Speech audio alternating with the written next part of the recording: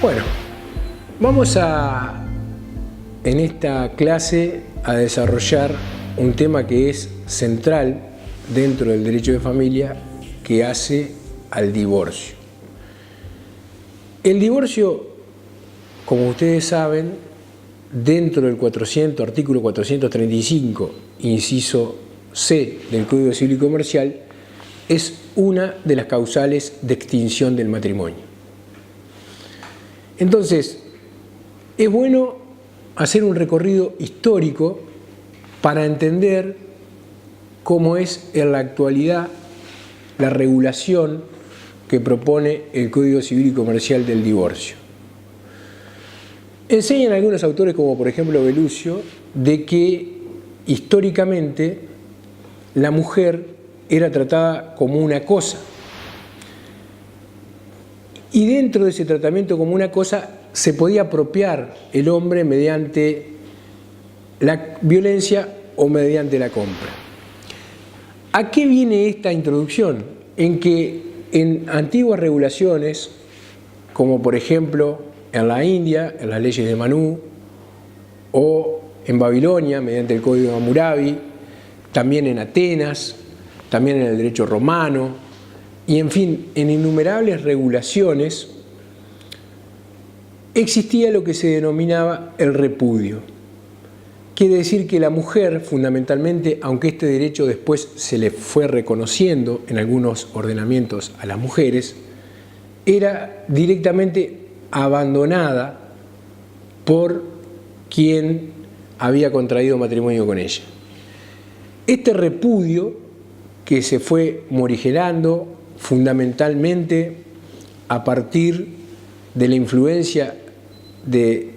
emperadores cristianos dentro del derecho romano y mucho más adelante con la influencia del cristianismo ya o de la Iglesia Católica dentro de las regulaciones, este repudio originario se fue atenuando. Y ya modernamente, ustedes saben,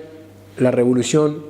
Francesa de 1789, le sigue el dictado de la Constitución de Francia del año 1791 y una ley de 1792 en Francia que era muy fácil acceder al divorcio absoluto o al divorcio vincular. Nosotros en esta clase vamos a separar el divorcio absoluto del divorcio relativo o de la separación de cuerpos o de la separación judicial. En Francia, en esta ley a la que me estoy refiriendo del año 1791, 92 mejor dicho, era fácil por incompatibilidad de humor acceder a este divorcio completo. Posteriormente, el Código de Napoleón de 1804 solamente admite las causales subjetivas, es decir, la originada en incumplimientos de los deberes matrimoniales y posteriormente, a partir del año 1816 se cambia esa regulación. En lo que hace a la Argentina, ustedes saben que durante el año 1871, durante la presidencia de Domingo Faustino Sarmiento, entra a regir el Código Civil y Comercial en cuanto al divorcio o las características del divorcio estaba en línea con el matrimonio, que era un matrimonio monogámico, un matrimonio indisoluble, un matrimonio donde el divorcio precisamente o las causas no ocasionaban la disolución del vínculo matrimonial. El matrimonio entre católicos era juzgado por el derecho eclesiástico y por jueces eclesiásticos, y el matrimonio Lo propio ocurría en el matrimonio entre católicos y no católicos autorizado por la Iglesia Católica, y los jueces civiles entendían solamente en aquellos divorcios donde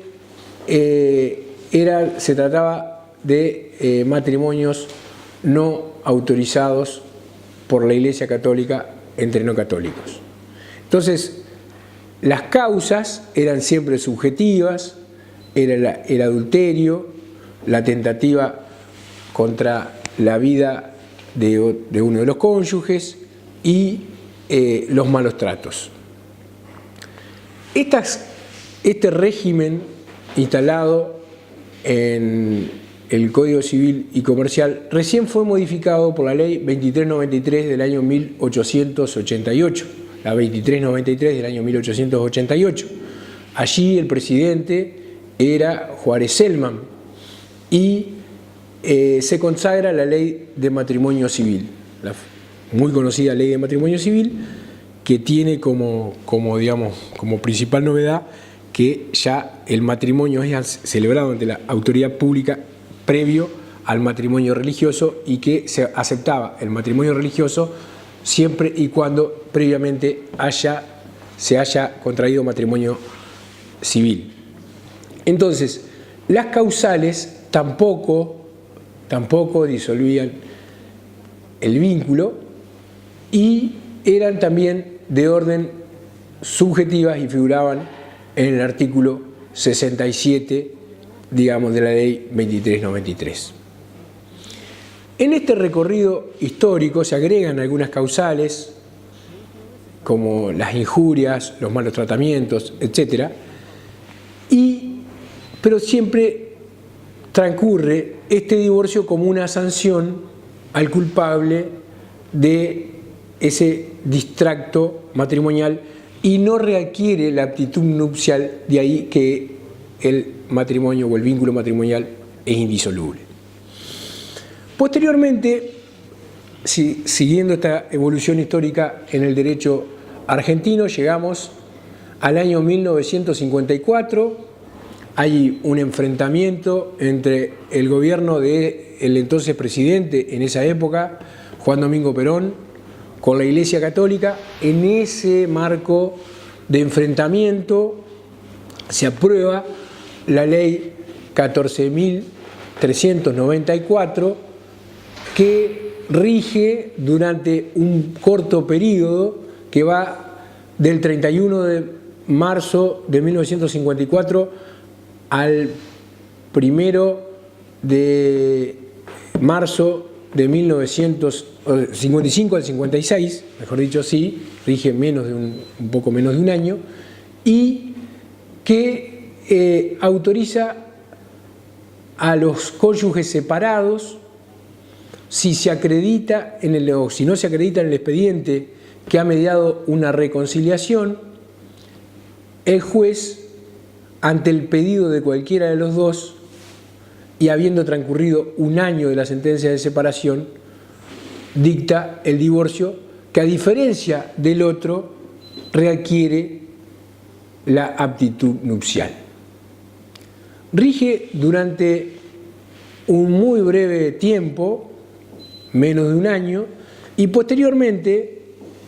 el decreto 4070, ya del 1 de marzo de 1956,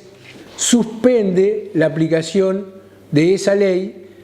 Existía una discusión doctrinaria acerca de qué significa esa suspensión, pero lo cierto y concreto es que la mayoría de la doctrina entiende que obró una derogación tácita mediante este decreto del año 1956. Para precisar, vamos desde el 1 de marzo, del 31 de marzo de 1955 al 1 de marzo de 1956. Y los trámites se suspenden y no es posible ya solicitar el divorcio, volviéndose a ese divorcio no relativo a esa separación de cuerpos que traía la 2393. Ya el diputado Estrada, antes de la sanción de la ley 2393, solicitó o elaboró un proyecto en que se contemplaba el divorcio vincular. Lo mismo ocurrió, por ejemplo, posteriormente, ya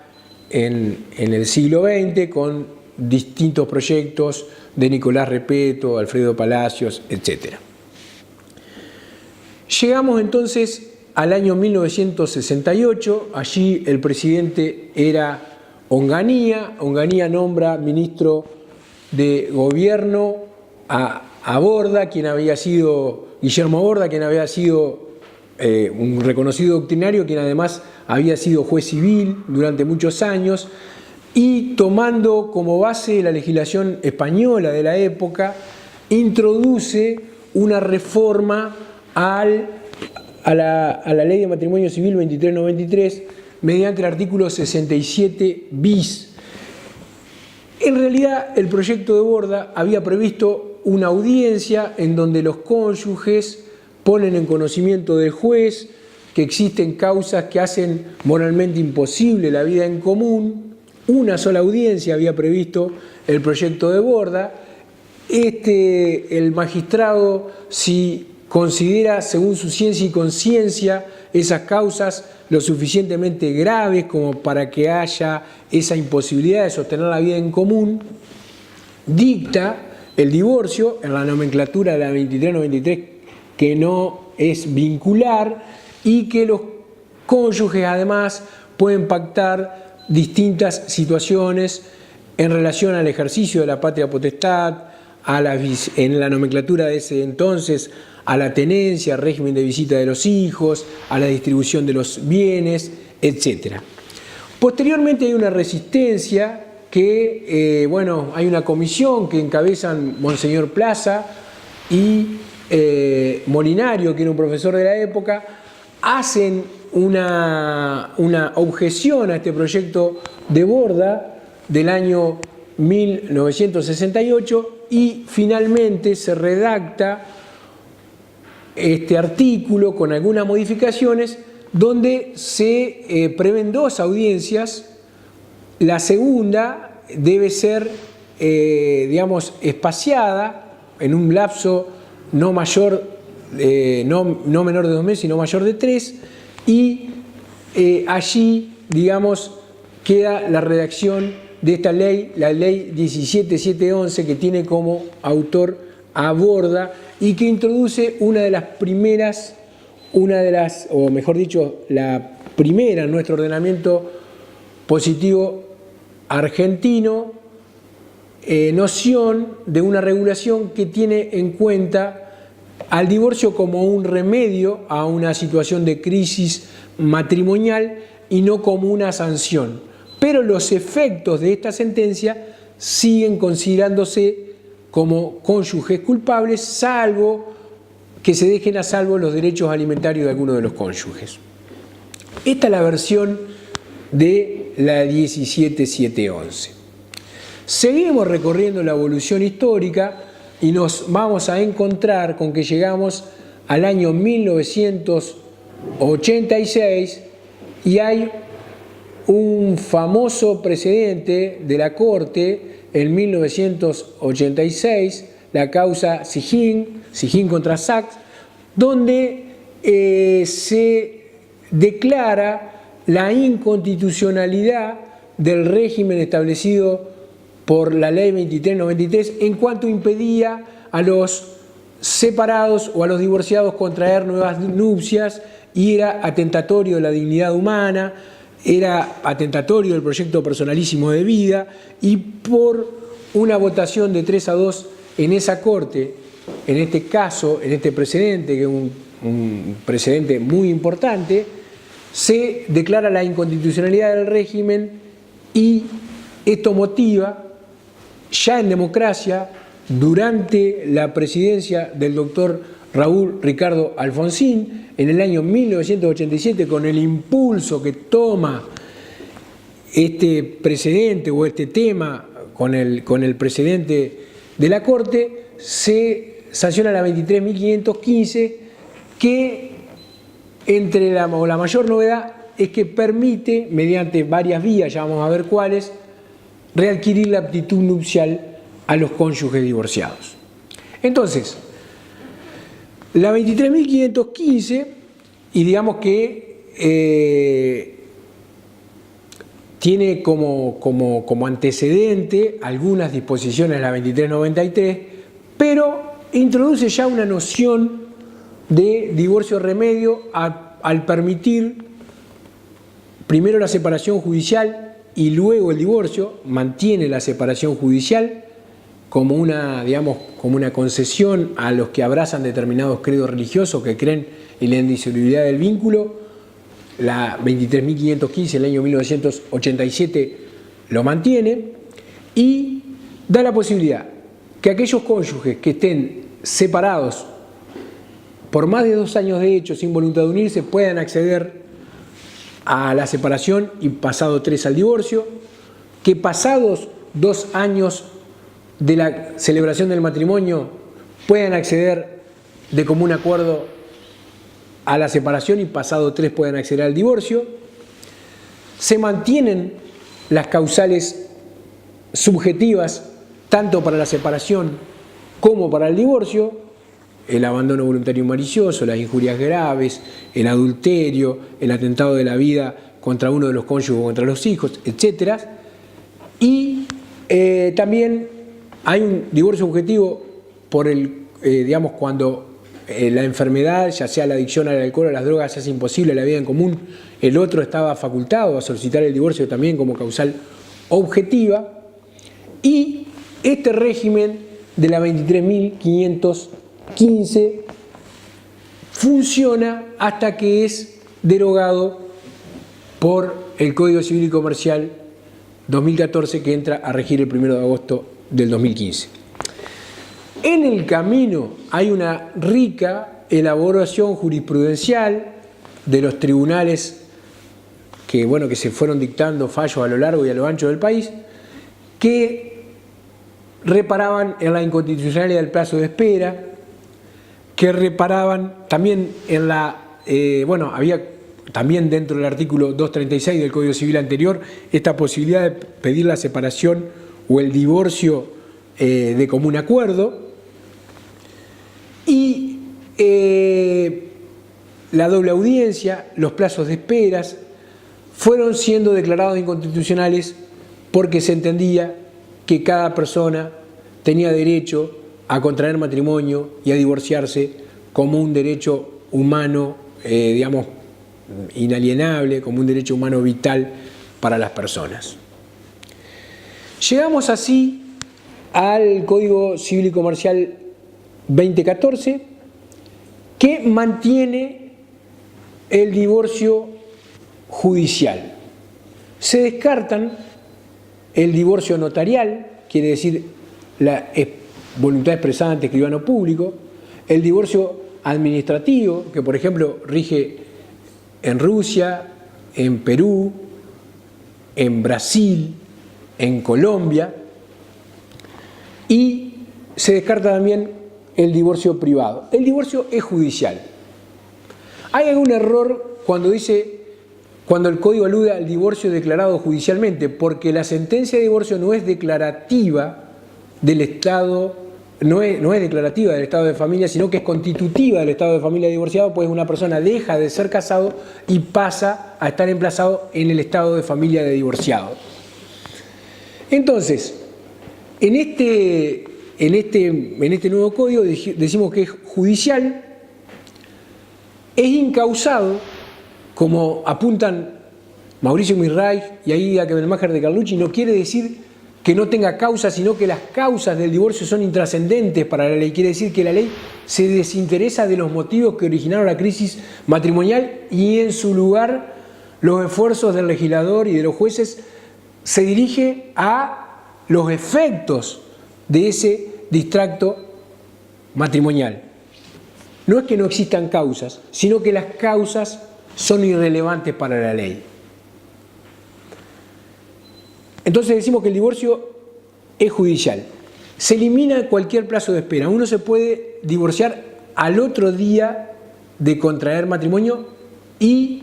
hay un trámite que es muy sencillo y que este trámite muy sencillo, no obstante ser muy sencillo, hay autores como por ejemplo Solari que critican este requisito que voy a mencionar a continuación, o sea que cualquiera de los cónyuges puede solicitar el divorcio, lo puede solicitar en forma conjunta o lo pueden solicitar en forma unilateral,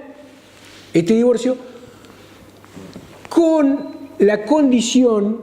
alguna legislación parecida hay en Panamá y la base o la fuente de este modelo que sigue el codificador, la Comisión Codificadora del año 2014, es que tiene que acompañarse una propuesta de convenio regulador o un convenio regulador. El modelo es la Ley 15 del año 2005 que modifica el Código Civil y la Ley de Enjuiciamiento española. Entonces, este modelo implica acompañar una propuesta de convenio regulador en la que tienen que figurar el ejercicio de la responsabilidad parental, en especial la cuestión alimentaria, la distribución de los bienes, la atribución de la vivienda familiar y las compensaciones económicas si las hubiera. Estos son los requisitos. Antes me faltó decirle que es nula todo pacto o toda cláusula por los cuales los cónyuges se les prohíba o se limite la facultad de solicitar el divorcio. Por el artículo 436. Este artículo 436, que tiene como antecedente el 230 del Código Civil derogado y que a su vez se deben leer en sintonía con los artículos 19 y 20 de la Constitución Nacional, expresa este derecho constitucional a casarse, y podemos decir que también hay un derecho constitucional a divorciarse que no puede ser limitado porque implica directamente atentar contra la autonomía de la voluntad de las personas. He criticado por algunos autores, como por ejemplo por Julio César Rivera o por Úrsula Basset, porque no permite esta prohibición legal contenida en el artículo 436 del Código Civil y Comercial, no permite modelos más exigentes moralmente de vida, pero lo cierto y concreto es que hay un precedente de la Corte también del año 1998 en donde los cónyuges solicitan que como nota marginal se inscriba esa voluntad de ellos de no disolver o de no solicitar el divorcio, y la Corte en el año 1998 dice que son normas de orden público las que autorizan el divorcio y que no puedan ser dejadas de lado por la voluntad de los particulares. Digamos,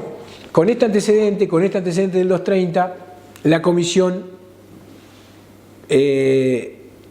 digamos, que no permite la renuncia a la facultad de pedir el divorcio o de solicitar el divorcio o cualquier cláusula que restrinja o limite esa facultad. Sigamos avanzando, entonces decimos que el nuevo régimen no contempla, a diferencia de sus precedentes, la 23.515 no contempla la separación personal, sino que directamente contempla la posibilidad de obtener el divorcio, que no llama más vincular porque no hace falta, porque no existe otro que no sea vincular. El único divorcio que existe es este divorcio vincular, entonces la ley lo llama divorcio a secas. La exposición de motivos, la exposición de motivos del Código, los fundamentos del Código, entiende que es otro contexto social diferente al de la 23.515 y que tuvo escasa utilización práctica durante la vigencia de la ley 23.515 y elimina las causales subjetivas, por eso decimos que el divorcio es incausado, Lo elimina, a diferencia, por ejemplo, de lo que hizo el proyecto del 98, donde todas las causales del divorcio, aquella comisión, entre otros, integrada por la notable jurista María Josefa Méndez Costas, entre otros motivos, digamos, que facilita el acceso al divorcio. El proyecto del 98 tenía causas subjetivas, reconocía el daño moral o los daños que el responsable de haber ocasionado las causales precisamente de divorcio, etc. Bueno, ese proyecto no fue tenido en cuenta por esta nueva comisión. Decimos que es incausado, que es judicial, descartamos que puede ser solicitado por cualquiera de los cónyuges y que es nula cualquier cláusula que admita o es inadmisible la renuncia o la limitación a la facultad de solicitar el divorcio. Entonces, si nosotros, como procesalmente, el divorcio está contenido y debe ser leído en sintonía con aquellas normas procesales que están contenidas dentro del mismo libro segundo, en el título octavo de los procesos de familia, entonces se aplican todas estas normas procesales. El Código Civil y Comercial tiene la virtualidad de traer normas procesales, las que no son consideradas inconstitucionales tanto por tradicionales fallos de corte, sino como las modernas opiniones doctrinarias, porque hay instituciones, y es el caso del divorcio, por ejemplo, que nos ocupa en esta clase, que es inescindible,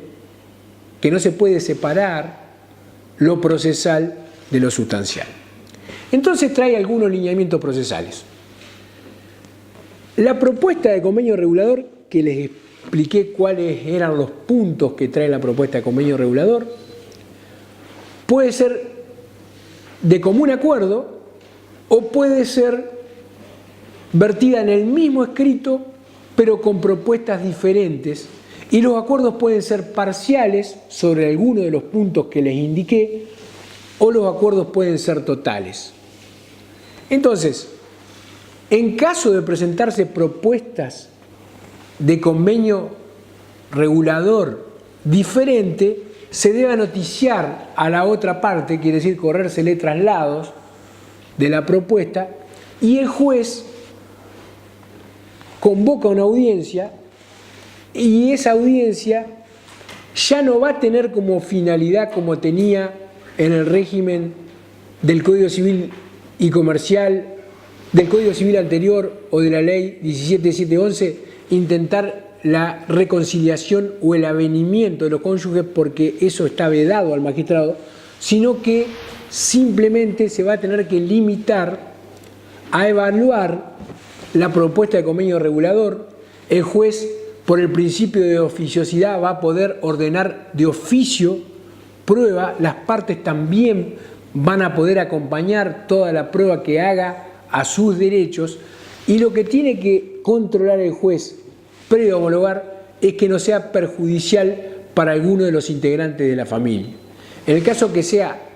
perjudicial para alguno de los integrantes de la familia o para alguna de las partes, en el caso de la distribución de bienes, el juez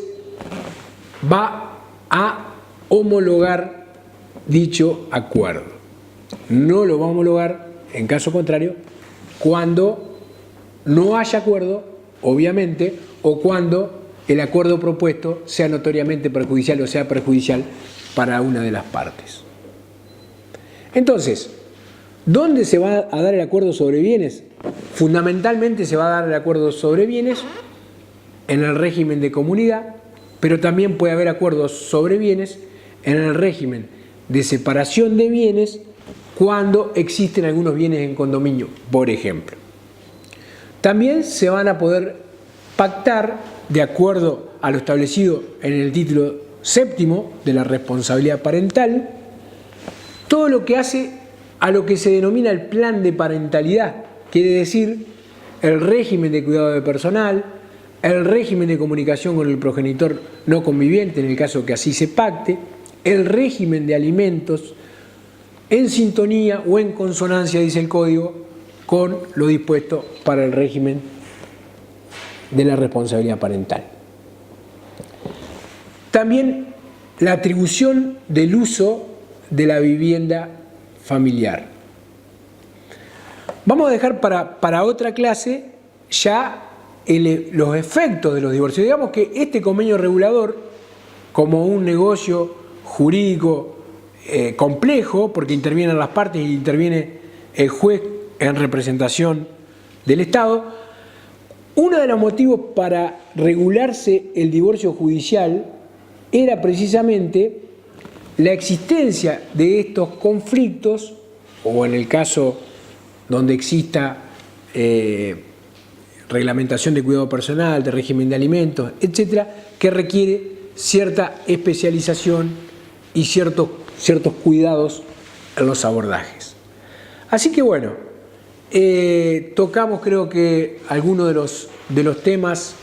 que integra este tópico o este punto del divorcio, y vamos a quedar en contacto para nuevos intercambios.